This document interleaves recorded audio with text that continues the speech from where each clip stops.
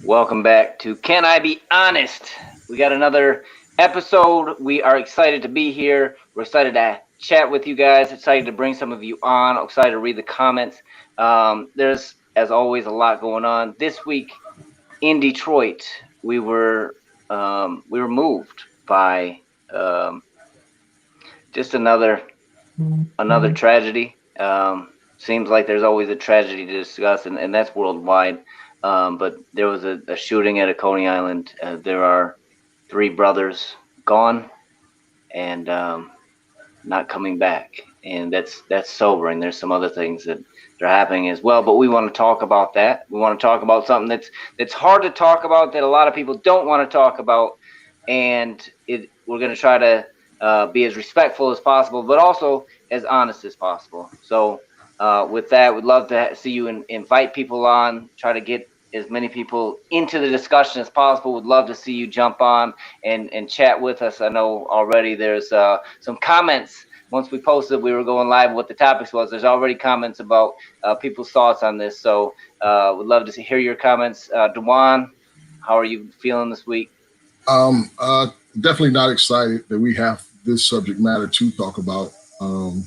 But it's a much needed conversation. And we've talked about having this conversation for a while now. We wanted to make sure that we carved out time and space to do it, some justice, and we will make our best efforts to share, our thoughts. I am looking forward to processing this with you and whoever else is going to be on with us. This definitely, hits close to home. And we definitely have more than enough work to do, and I guess we all can take some responsibility when it comes to this. So we'll see what that's going to feel like, look like, and I'm sure that I will say something before this is all said and done that will rub somebody the wrong way. But, it's one of those things. So we are going to talk about it. We're going to talk about it this week, and we're going to talk about it again next week, because this is one of those subject matters that, we probably go on for a while. And, Ralph, tell them where we at. This is America. I have agreed. These are animals. America preaches integration and practices segregation. Why did you say Mexico? A rising tide of discontent. The South will rise again. I have agreed. We have contrasting visions about what America is. This is America. So we got a situation at Coney Island that we're going to talk about. I'm curious, Dewan, what has your experience been as far as losing people, losing loved ones in this type of scenario? So black man, grew up in Detroit. I've had very close family members that succumbed to gun violence. Don't talk about it that much.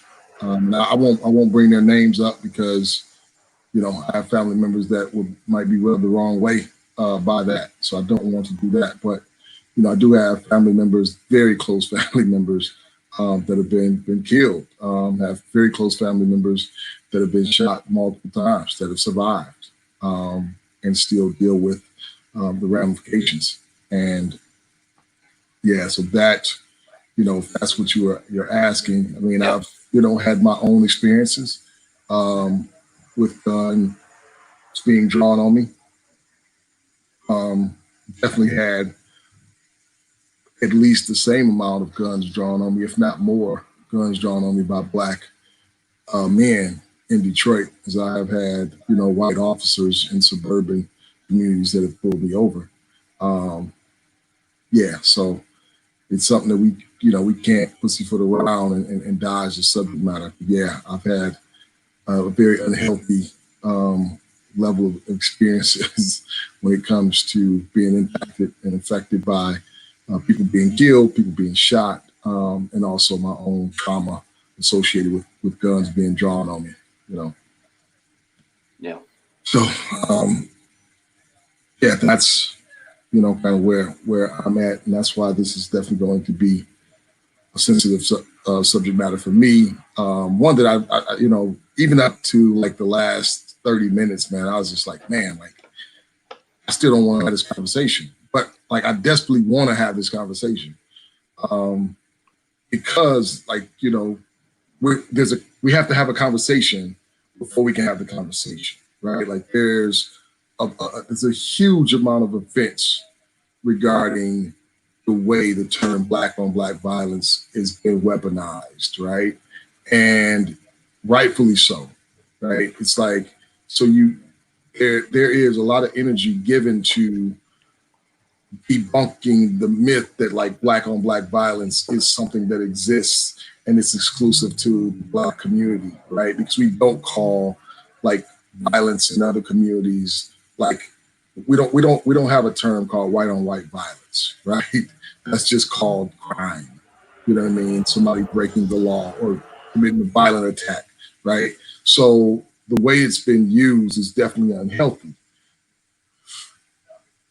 What I struggle with is that like we park there. We put a lot of energy and emphasis on like dealing and addressing with that, and then like the energy that we need to put into figuring out how do we combat like the thing that plagues our community and the unhealthy amount of violence, death, gunplay that happens.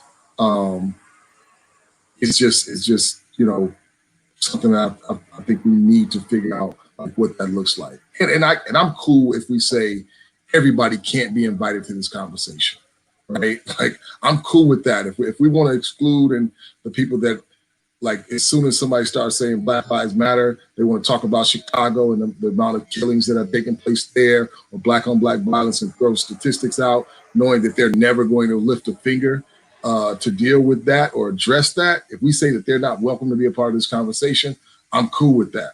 But we have to have the conversation. The conversation is taking place too. So I don't want to act like the Can I Be Honest show is the first time this conversation is happening. That's not what we're saying.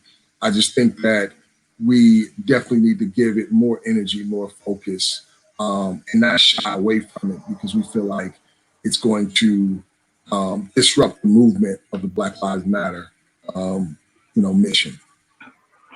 Yeah, that's a very interesting thing to me is watching the verbal and the ideological wrestling matches. And to your point, like I think a lot of times like we get to a point where we feel like, okay, I'm gonna kind of put this thing in its place so I can go back to what I was focused on before, rather than kind of dealing with it. Or if you are dealing with it, you don't talk about it. And I think that again, that goes like the way that I approach conversations is just like, look, if you make a point, I concede it. You know what I'm saying? Like if you make a point that's actually true, and like I can recognize the validity of it. Now, if we want to talk about reframing it, if we want to talk about some different ways to talk about it that's more helpful, less offensive, let's do that. I think to just pivot consistently, I think that's what everybody does. And I don't think that moves us forward. Just, I think the more I concede, the more rapport I build with you, and the more like hopefully you're able to hear me. Now, if you can't, like, shoot, I can't make you hear me anyway. But at the same time, I think I got a better shot that way. So yeah, let's I do want to. I think that the white on white thing, I think that's an interesting conversation. I think it's interesting because of this, and I'm curious when the Black on Black, what the response, like when that phrase started.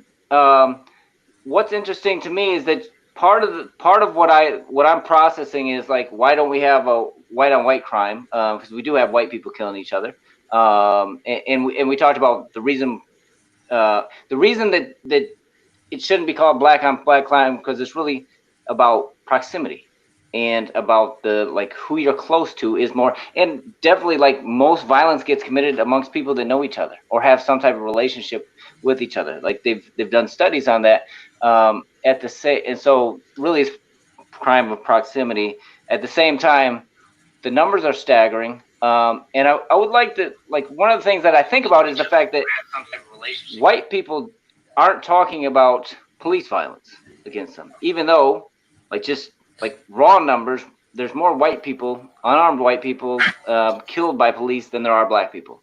And so, like, that's an interesting dynamic to me too. And so, because I think a lot of those conversations go hand in hand. When you're talking about violence against black people by the police, a lot of times it's like, well, do you really care about violence against black people? Because there's more about, like, we just don't talk about that. Like, we don't talk about Timmy and Connor and you know, any of these people. Like, we don't talk about it partly because a lot of us don't care. You know, like, we just don't. We kind of have this very different view of the police than your average black American, and we tend to, like, a lot of us will tend to think like, oh, he's an officer, so there's a certain level of trust, certain level of rapport that we automatically have with them, and we're not even like scanning for that kind of stuff. And so, you know, I think it's a very different dynamic, and I am curious about how those two things interact in terms of why we have the language that we have. Yeah. No, definitely. And we do want to invite you to be a part of this conversation. So share your thoughts, feelings live. You can text this number 313-473-0499 if you want to jump on and join us in real time. Obviously, you can leave a comment in the comment section, question your thoughts. We are going to bring up, you know, just the recent report that many of you have probably seen it. We're not getting ready to show graphic details of the incident that happened at the Coney Island on Dexter and Joy Road. We will show like one of the local news reportings of it real quick. So Ralph, if you got that queued up and you want to go ahead and fire away with that, go ahead with it. 3 counts of murder. A 25-year-old Detroit man faces a judge in that shooting at a Coney Island. Mickey Douglas was denied bond as he appeared in court. Prosecutors say he shot 4 men at a Coney Island on Dexter on Detroit's west side Sunday night, killing 3 of them. Victor Williams is live. Victor, Douglas is facing 10 felony counts in this case. Yeah, he is facing a lot of heavy charges after his court appearance this morning at the 36th District Court. 25-year-old Mickey Douglas has officially been charged with 3 counts of first-degree murder.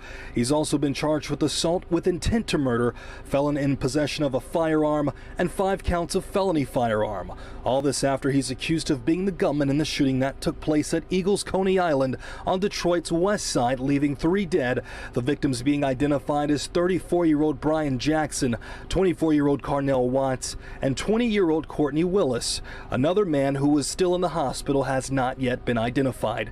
We're sure you remember that shocking surveillance video of the entire situation playing out. Hopefully now justice can be served for those who've lost their lives. And Douglas's probable cause conference is scheduled for August the 5th, while his preliminary hearing is scheduled for August the 12th.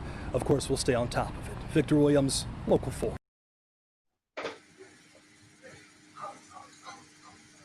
Yeah. So I think part of the reason we found ourselves having this conversation, one, you know, I just want to say, you know, we will intentionally be praying for the families that have lost their loved ones. It's just rough. Like, you have like all these lives that have been changed, like the people that are gone, the young man that's going to go to prison, and all of the people that love them that are impacted by this. And I think part of the thing that's weird is that, you know, Brian Jackson, like the individuals that were murdered, right? It's like, I remember a scene from Boys in the Hood when at the end, when Ice Cube was talking to Trey, and he said, I was watching the news today, and they had a bunch of stuff, you know, about all this stuff that was happening all over the place. And they ain't have nothing on there about my brother. Huh. You know what I mean? And he said either they don't know, don't show, or they just don't care about what happened in the hood, right? So, like, we'll know Breonna Taylor's name. We'll know George Floyd's name. We'll know Ahmaud Arbery's name, right? we just watched the show. I was searching to get something to write the names down of the people that were just slain.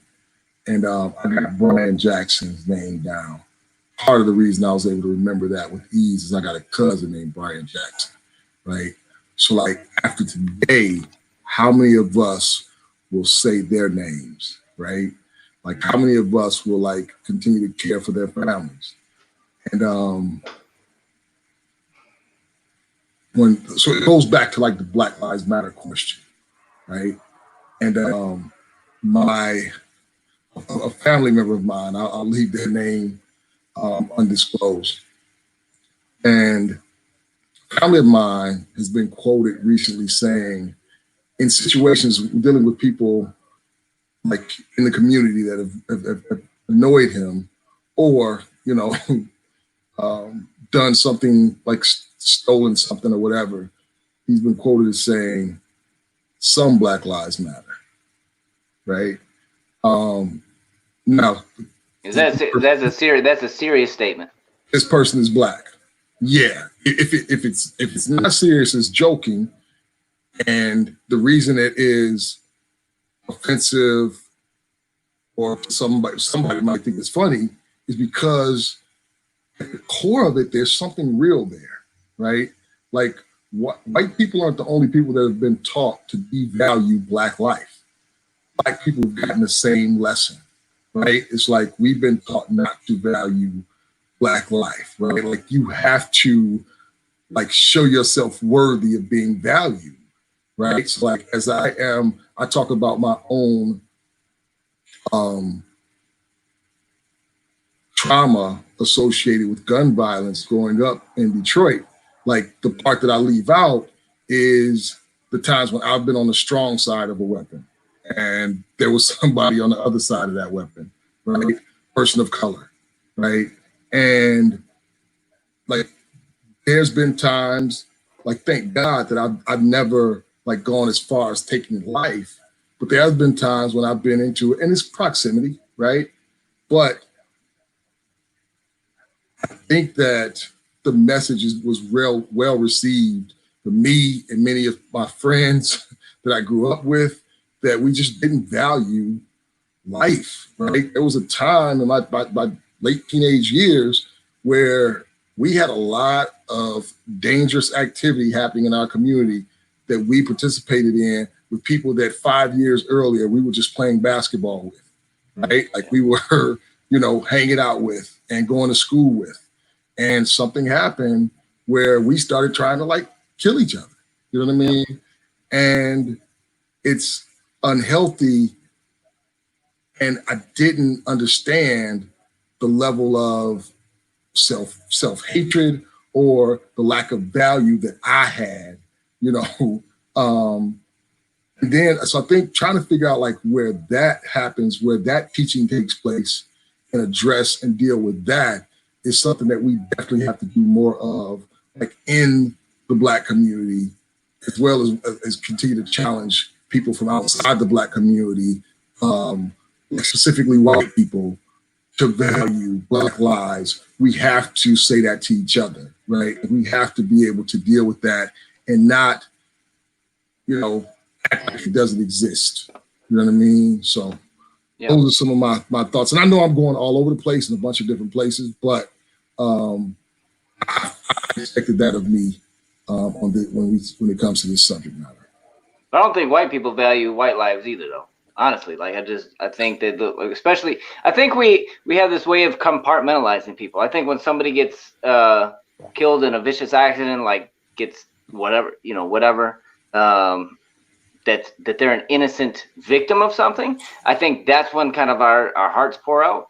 I think if somebody dies doing something that was wrong or we just don't care. And I think also like the amount of, it's the amount of things that we ingest or like the distance between people and the stuff that we hear about, we don't care. We move on with our lives. And so I think overall there's an issue of a lack of value for humans across the board in the US. And I don't know how other countries are, but I see definitely within white culture, like, I don't really care. Like, if somebody does something, somebody gets killed and they weren't supposed to, like, you know, or they were doing something they weren't supposed to, it's like, whatever. Like, serves them right. Or you piece of fill in the blank. You know, it's there's that aspect here. I do appreciate the personalized component too. Brian was 34. So there's not much on him, but at 34 years old, he's probably got children. You would guess. And just think about, I've been to that Coney Island a few times. We actually pick up chicken there. We just got some chicken across the street from there Friday, directly across the street, and that's our chicken spot. I haven't been to that Coney Island in years, but it's sobering, man, to know, like, hey, I'm gonna run to Coney Island real quick. I'll be right back. Do you want anything? Whoever's like on the other end of that conversation, that's it. That's it. Carnell, Courtney, you got Brandon, who's still in the hospital. These are real people, and so one of the things that I've tried to do is just slow down a little bit, you know, when and just think, like, and just imagine, like, this is like that, like an actual scenario, you know. With Philando is interesting. Before, you know, just looking at some of the, because they laid out some of the chronology of when he got shot by a police officer. He got his hair tightened up that day. You know what I'm saying? So he's interacting, like, having really normal, like, that's like a super normal. He went to Taco Bell with his sister. Very normal. Like, how would you spend, when you think about how you would spend your last day? Like, are you going to be at Taco Bell? Are you going to be worried about, you know, making sure your hair is right? I was thinking about that. It's like the coroner, it like has less to do on that side. It was just, you know what I'm saying? It's like, you're not preparing yourself for the coroner. You're preparing yourself for the world. And the next time the world sees you is in a box. And I think it doesn't matter if it's a police shooting. To me, doesn't matter if it's a police shooting or just you happen to be in the wrong place at the wrong time, or you were doing something wrong, and it's all bad. And also, I appreciate the fact that it's like, look, this dude too, like the shooter, Mickey, like, his life is done. You know, it's it. Yeah, and it's easy to say, let's throw Mickey away, right? But easy. That's not the approach that I choose to take. And this is even as somebody that has, again, like, lost people to gun violence. We all have some work that we can do. There's no, like, if Mickey continues to happen, and we're not figuring out ways to combat that and deal with that and address those things, I don't understand how we can call ourselves great, right? It's like, because we just want to make Mickey the bad guy, and there's too many Mickeys, right?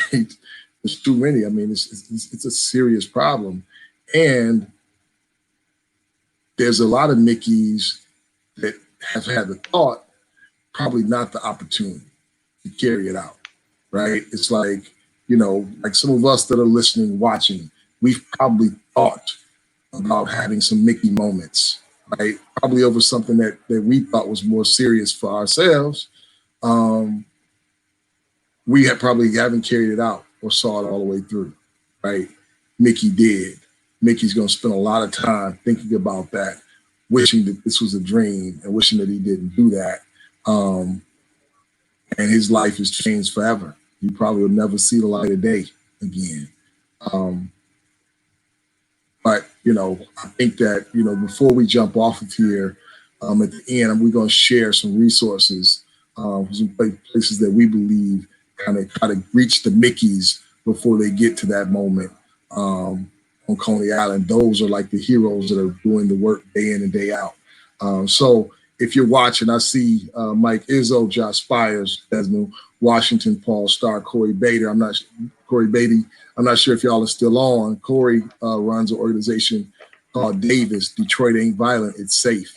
And if you guys we'd love to hear some make comments, questions in the comment section. We're talking about for lack of a better term, we're talking about black on black violence, and we gave some background and some history on the fact that black on black violence is a weaponized term, used in a really unhealthy way, one that only exists in the black community, because these crimes that we're talking about, as Steve pointed out, are really crimes of proximity, right? Like murderers kill people that they have access to, right?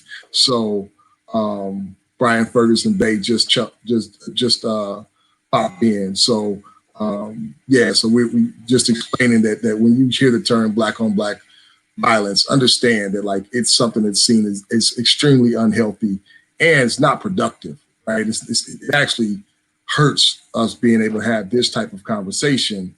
But on the Can I Be Honest show, we're not gonna let something stop us from having a conversation, right? We definitely want to deal with the fact that terms are used to weaponize, but we also want to say, okay, once we deal with that, how do we deal with the issue itself, right? And that's what we want to talk about now. That's the point in the conversation that we're in now. What do we do to address the issue of the violence that's happening and plaguing in communities like Detroit, communities like other cities that have problems with violence and whatnot? We'll pop that number back up on the screen. We got some folks that might want to jump on.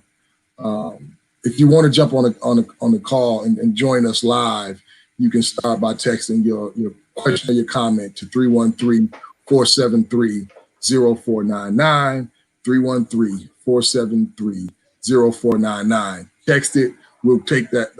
We'll text you the info to jump on with us in real time. If you have any questions that you want to throw our way, you got a comment that you want us to pop up on the screen, shoot it in there. Thanks, Mike Izzo. He says this topic is gold. I'm sure that he has some thoughts on this. He's my cousin, and like myself, definitely had some things that he grew from and grew through, and is doing an amazing work just as a person. And we're extremely proud of that dude. Steve, question to you. When you hear the term black on black violence, or the pushback from the black community when it comes to that term, what are your thoughts? What are you processing when you hear people say, look, we're not talking about that? Obviously, the person that committed the crime, there is no lengthy wait for him like we see when it comes to police officers, right? There's no processing, there's no grand jury that's going to see if he comes, gets prosecuted or charged. He's charged right away. As soon as he's found, he's given a very healthy bond that he wouldn't be able to bond out. So that's some of the immediate pushback, real basic stuff, saying, look, when he commits the crime, he's going to go to jail, right? But so what are your thoughts when you hear the pushback? The pushback, I think it's healthy. I think it's healthy to keep things in perspective for me. So it is. I think it's good to point stuff out like that, because I think if we miss the injustices in the system, if we miss the fact that and don't stop to think about the fact that 90+% of police officers get off for this stuff, versus what you said, it's people going in prison right away. There's a justice component. I think though, from what I've there is no hint to the fact that and then we just kind of turn back to the previous conversation of, okay, so now let's talk about the police again. Can we pull up the stats real quick, Ralph, and just look at the numbers? So yeah, when you look at, like, I think this is important to look at. So you've got, and this is 2016, homicide by race. Over on the left side, you have the race of the victim. And then in this gray area in the middle, you have the race of the offender. Now, 2,800 white people killed other white people. In that same year, 2,500 black people killed other black people. Those numbers, like, are so far apart from, like, when you think about the overall numbers of, like, I think it's like it goes to like 5 times as much, at least, if we're doing per capita. Now that's something significant to talk about. And then if you're looking at, police shootings, for those same years, I mean, let's see, in the closest data I have is 2017. For black people, it was 223 people were killed in 2017. And so again, this number is like 10x that. You know what I'm saying? Black people killed by other black people is 10x. So I think if what you're trying to do is just like spin move to only talk about police, like, I agree we should talk about that. I'm wondering if, like, the question I naturally have is, like, do you care? Like, do you only care about systematic stuff? Like, is it the system that's the problem, or is the people affected like a real issue too? Because, like, to your point, Breonna is just as missed as Brian. You know what I'm saying? And he is just as valuable as she is. And so that's part of the question. Like, because what it seems to me is, like, if you don't want to talk about this or acknowledge that there's a problem, what I get from that, like, what I interpret is, like, you don't really care from an energy standpoint. From what you're displaying to me is, like, you don't desire to put the same kind of energy into that, even though there's like 10 times as many people. And I just don't understand that. From, like, if we're talking about humanity, like, if we're talking about your love for people and your value for people who look like you, who don't look like, whatever they look like, do you actually care? And that's like, I think you can care about both. I think it's crazy that we even, like, have to get here. You know what I'm saying? It's like, yes, here's what I'm doing. Like, here's the conversation that I would love to have. I would love to have. So, and I'm glad we're bringing people on at the end, or showing some resources. And I know we're going to talk about it again next week, and hopefully get some people on that can kind of tell a little bit about what they're doing to combat this or to work on it.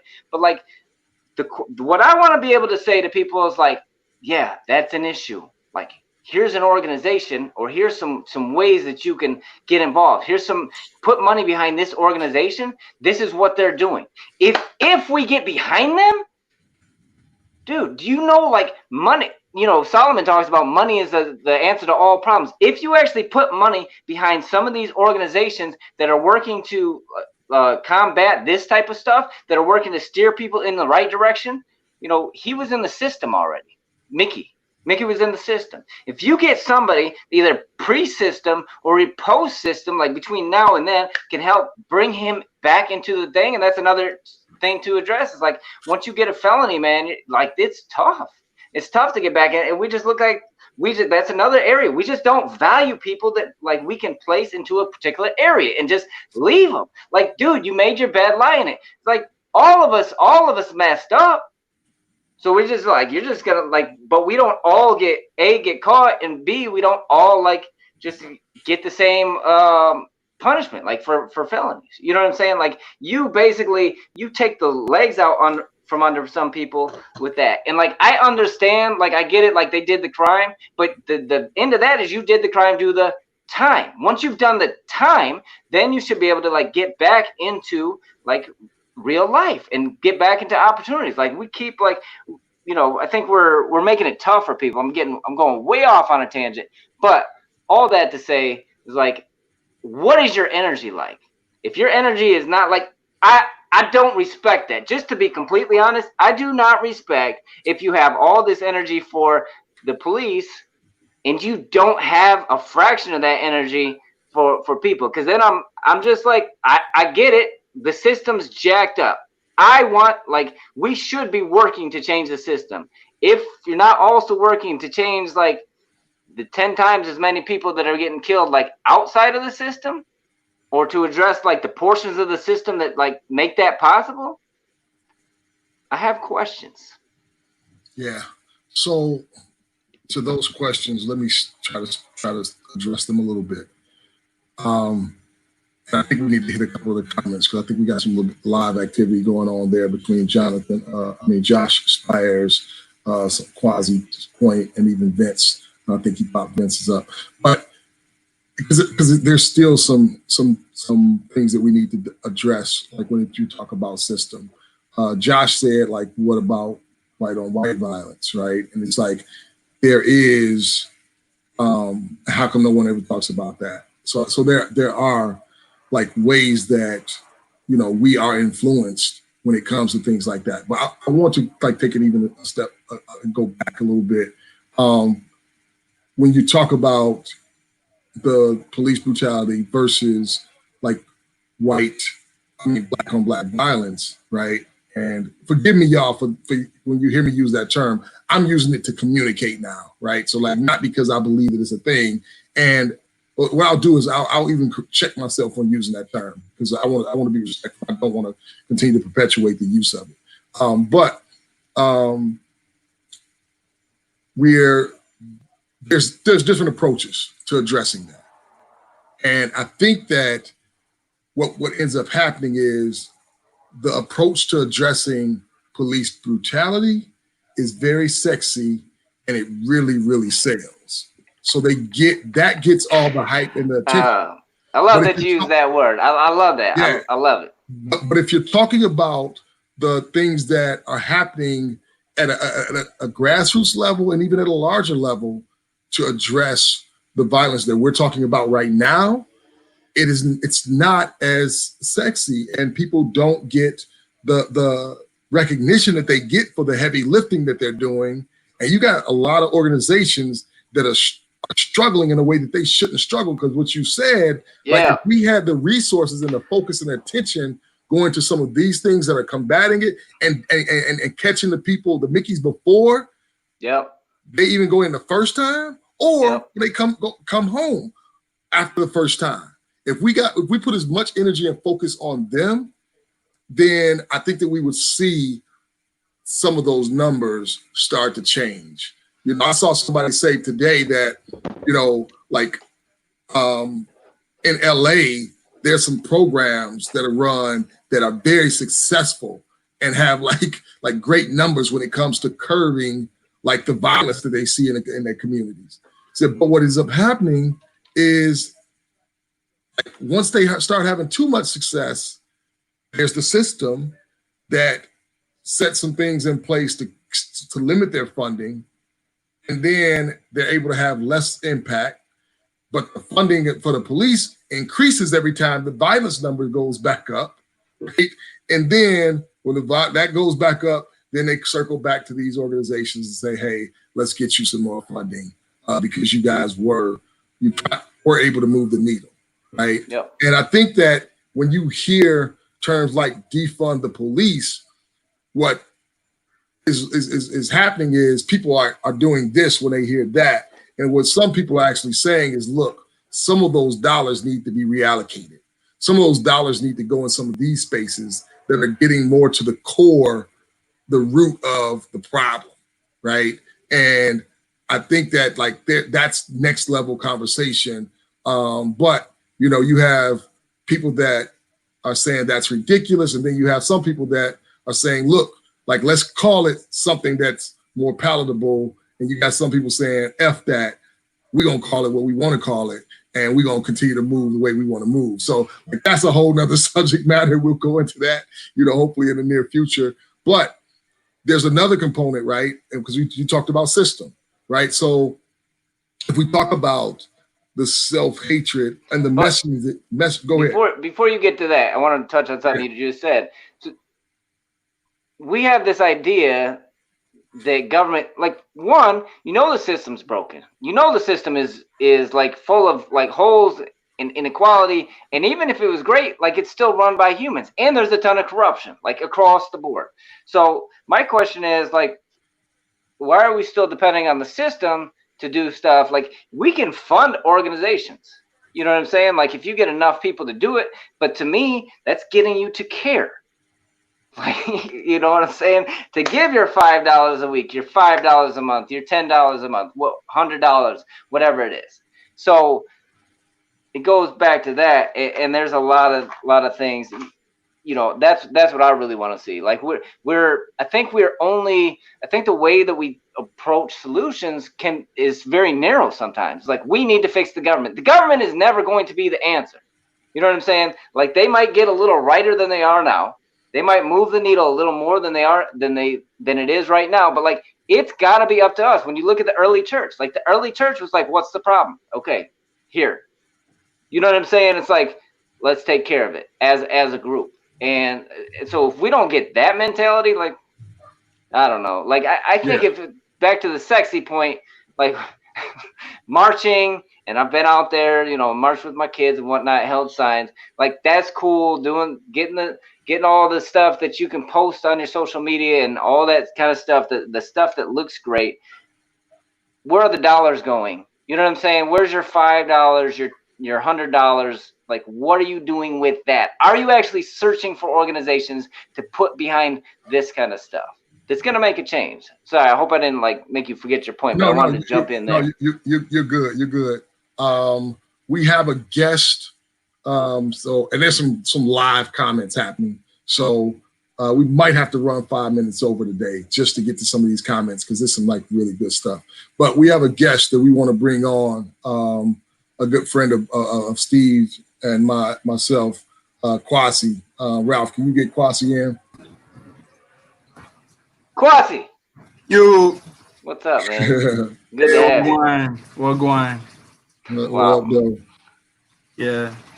Finally, we have some technology going. Yeah, no, I just, for the sake of time, great conversation, great comments.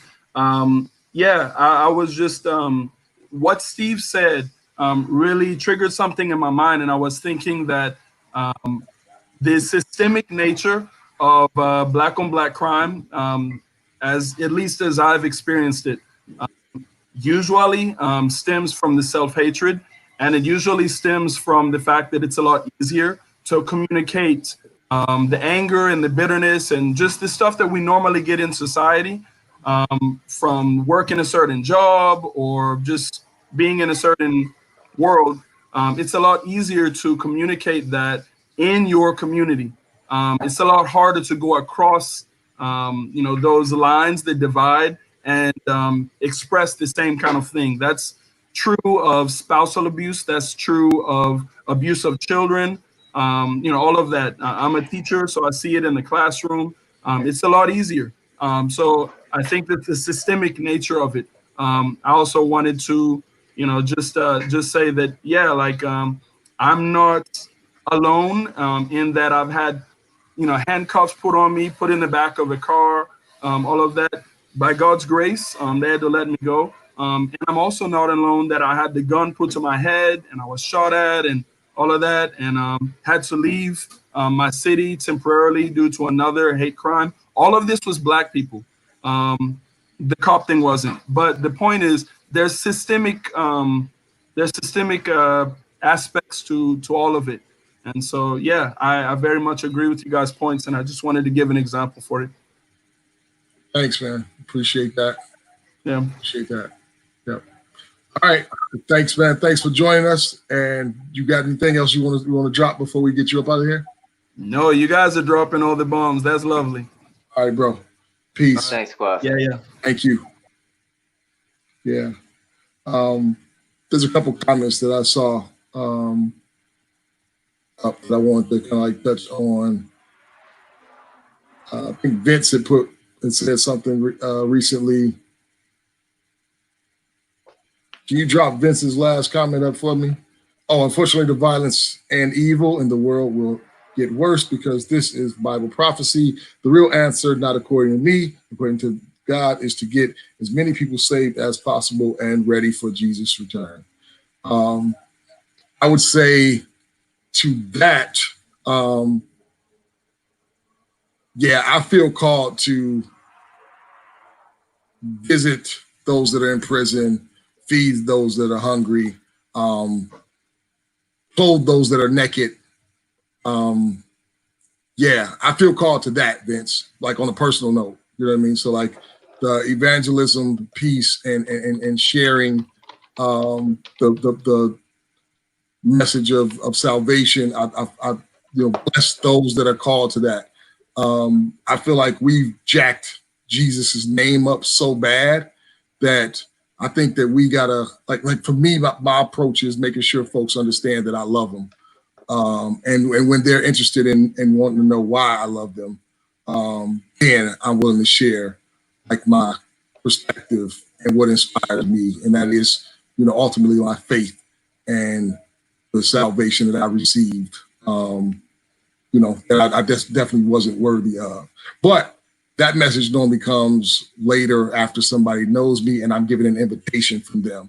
I don't enter in with that. You know what I mean? I enter in with like, what's going on with you?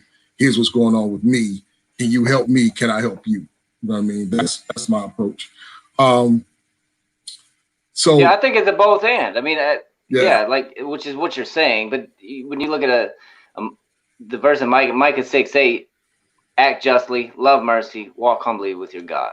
I think in times like this, when Christians don't directly talk about this kind of stuff and talk about issues of justice, then you're kind of seeing it's like, man, what are you about? Like, what world are you living in right now? And I'm not saying that's where you're going with this, Vince. So please, I'm not trying to like take this comment and say that. It's better than that. Yeah. But I do think it's important to, especially in times like this, like really be an active voice for change. And I think you see Christ doing similar things. I think you see the apostles doing similar things. And when you do that, I think people are more open to the conversation. And I think, so here's what I see. I see the same people that are marching and for the love of Black people turn around and spew hate to other people. You know what I'm saying? Like vileness and vice versa. On the all lives matter people spew hate. Like I see so much hatred. I see so much negativity. So I think when you have somebody who's working for justice, I think when you have somebody who can, you can relate on whatever level with whoever you're interacting with, but then instead of spewing hate towards who they hate or hate towards who they hate or vice versa, and you just love, like when you demonstrate love, when you demonstrate patience, humility, all that kind of stuff, I think that says something to people. And I think then you can begin to because I don't think it's just kind of the society is doing this and they value this. So then if you do this, maybe they'll hear you. But it's like, no, like, look, this is what across the board love looks like. It's not just loving people that like fit in your camp, fit in your ideal of like who you want to mess with, who thinks closest to you until they say something dumb and then you cancel them. Even the cancel culture conversations are I think a way to get it. Like this is what true love looks like. Yeah. And it's not just like throwing people away. And it's not just devaluing people because they were killed by this person or that, or they did this, or they fall in this category. So, you said something. I don't want us to communicate to someone that other lives are more important than them in their lives based on who killed them, right? Like, and that is something that it feels like we're communicating at times. Like, yo, that's jacked up that happened to you, but it's not that, it's not that pressing to us right now. You know what I mean? These lives that were snuffed out in this way from police officers are more important to us than your lives. Right. And I want to be careful that we're not communicating that. And that's sometimes what it feels like, if I'm being honest. And I am somebody that is against police brutality. Right. Well, and even the kid we talked about a couple weeks ago who shot at the police and got killed. Like he was like, we talked about that too. It's like your life is definitely not as important as these other people who got killed by police. You know what I'm saying? Who were whatever. Like, people just trashed him after they kind of saw the video. And I'm like, no, that's not the response. That's not the response. Yeah. We're going to drop some names of some organizations that, if you are passionate about this subject matter, in spite of what, we might believe or think, there are organizations that are doing heavy lifting in this area. And we want to share some of those organizations with y'all. I will in a couple minutes. If you are on here, you just got on and you want to have like some input on this conversation, you got about 10 minutes or so to do so. And you can reach out to us by texting 313-473-0499. We'll get you information so you can jump on live with us. Other than that, you can always just keep a comment going in the comment section. We appreciate all the comments. Jason, Sarah Ray, look like you just jumped on. Darius, Tay, we see you out there. Yeah, Gil, I hope you're still on. I don't know if you jumped off or not yet, but Gil, it's good to see you. If you're still there, Gil, say what up, though. So yeah, I mean, if you just jumped on, we're talking about, the violence that takes place in the Black community. And we are attempting to just have that conversation. And we're going to have this conversation this week and again next week, and we'll probably have a guest or two on to share their thoughts. But I do want to throw the names of a few organizations out there that are doing this work. Building Better Men. Building Better Men is a young men's mentoring organization functioning in Detroit that was started by a guy that was born and raised in Detroit, Otis Bellinger. Mary Sheffield, I want to give her a shout out. She's a city council member, District 5, and she started something called Occupy the Corner, which I think she started in 2014 as a way to address the gun violence. And they do something where, like June being, a month that they raise awareness and whatnot. And she's been definitely a strong ally to the community in that regard, and trying to be intentional and address it. The Union, which has a men's mentoring rites of passage for young men in Detroit, called the Cave of Adullam, headed by Jason Wilson. The Lawn Academy. Lawn Academy is an organization that provides access to jobs as well as education. Eric Miller has a program where he hires up to 90 youth in Detroit, and they go out and they cut the grass for seniors, veterans, and disabled people at no charge to them. All the youth are getting paid while they're performing these services. And then twice a week, he puts them in a classroom with a college professor where they get real college training. And they're ages 14, I think, to 20, right? Perfectus, run by Glenn Merriweather. It's a program that addresses young folk that are having behavioral issues in the school. They go into the school, they go into the home, they deal with the why and not the what. So they're not so much trying to worry about what the kid's doing, what the kid isn't doing. They try to figure out the why. So they go into the home, find out, is there some things going on in the home? Is there some lack of resources there? Can they connect the parent with job? Can they connect the parent with some resources that might help them get the lights turned back on and whatnot? So that's Perfectus. I got Avengers Youth Mentoring, headed by Edward Dean, an amazing youth summer program where I think he got the cost down to something like $40 a week, and he'll even subsidize that if he has to. You ain't seen a summer program with like the budget that they have, provide the services that he does. Dude is out there doing backflips with the kids, playing spiders and flies with the kids, all kind of. And he's my age. Like, where he gets the energy from, I don't know. Man, that's super old. That's amazing, like really, really old. Right, no doubt. Caught Up is another program that addresses and gets with young men and does mentoring with them. The Manhood Project.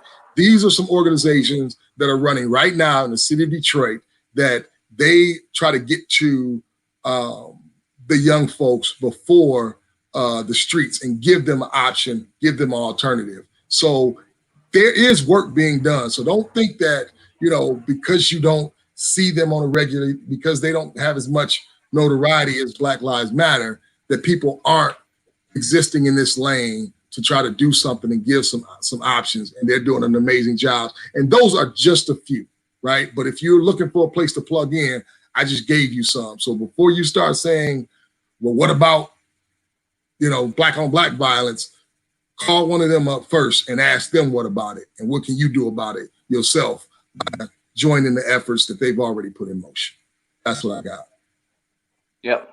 Appreciate that. I got a friend, Dalia, that has a Identify Your Dream, and they're doing work all over the place, Pontiac, and they connect to Detroit families too, but they connect with people after on the other side of gun violence. And I think that's an important piece as well. When you have families that have lost somebody, learning how to process that. One of the gentlemen that I'm connected to, he talks a lot about the guy that shot him had got shot like 3-4 years before. And if there were some things in place for him to be able to process that, maybe he wouldn't have gone and done the same thing. And so, just dealing with the mental side is important too. So yeah, I think it's extremely important. And I think if we're gonna to be honest, and I can't speak for other people that have a issue, but I have felt, and I said this to you before, but I felt a little hypocritical speaking so loud about police stuff when I know this stuff is at a ridiculous level, and trying to figure out, even for my own peace of mind, trying to figure out what organization is doing what, making some headway so I can get behind that, both vocally and put my dollars behind. And so I think that's where, it just doesn't sit well with me, because I know it's look, if we took police violence to zero today, this other stuff is still bonkers, and it needs to be addressed one way or the other. So yeah, I get, like I said, I get the verbal, the verbiage issues and whatnot, but at the same day, semantics or no semantics, it still needs to be worked on. I got a good friend, man, from MSU that, yeah, he's no longer with us because he asked some guys to turn their music down. That was it. Turn the music down. He's a good dude. Had some phenomenal conversations with him, and really, similar to this, honestly, in the ways that nothing was off limits. He shot freely, his questions about white people, white culture, stuff like that, and vice versa. It was such an amazing relationship, 8th floor, Hubbard Hall, him and Myron, Gordon and Myron. And yeah, man, it's I think it all, I always like to bring it back towards, to remember real people, real families, real holidays and birthdays that will never be the same again. And I think if we get caught up on that more so than we do semantics and trying to posture and make sure I don't lose any ground in this argument, I think then you know what I'm saying, that's my thing. It's yeah, what about black on black violence? It's a good question. Are you asking because you care and because you would like to get involved in trying to see it stop or it decrease? And then we can talk about the what to call it as well. But here's some organizations. I care about it too. So thank you for bringing it up. If we can point people back to humanity, I think we'll be a lot further along. Yeah, we can end there, man. We don't have anybody in there jumping on. So we can pretty much end there. If you would like to share the names of the people again that lost their lives in the Coney Island, and I'd like to think that'd be a good place. If you're on here or you're watching the replay, just know that we're going to talk about this again next week. We're going to bring a couple of people on and let them share their thoughts on the subject matter. Yeah, thank y'all for joining us. We appreciate it. So if you share their names, and then Ralph, if you can take us home. Yep. Yeah. Yeah, these people, I mean, this is super fresh, right? I mean, they haven't even, there's no funerals yet. Brian Jackson is 34 years old. You got Carnell Watts, he's 24, and Courtney Willis, who's 20. And the fourth victim was Brandon. Brandon was in the hospital. He's breathing on his own now, so he was having a problem breathing. So I assume he's still in the hospital, probably had a bullet go through his lung. So yeah, like we can, if you're a praying person, keep their families in your prayer, keep Brandon in your prayers. Just people, real people. Real people, y'all. Yeah, real people in this land that we all live in, and we all have a responsibility to try to make it the best place we can. So I hope that you'll play your part. I'm trying to play my part and trying to be a better me tomorrow, and make sure that, you know, Black Lives Matter is not just a slogan, but, you know, I'm trying to be true to that in every aspect of the word, and not shying away from this when we're talking about it, you know, their lives mattering to other Black folk too. But there's reasons for all this. We try to talk about a few of them. We're going to talk about some more of them next week. Ralph, tell them why. This is America. I have a dream. These are animals. America preaches integration and practices segregation. Why did you say Mexico? A rising tide of discontent. The South will rise again. I have a dream. We have contrasting visions about what America is. This is America.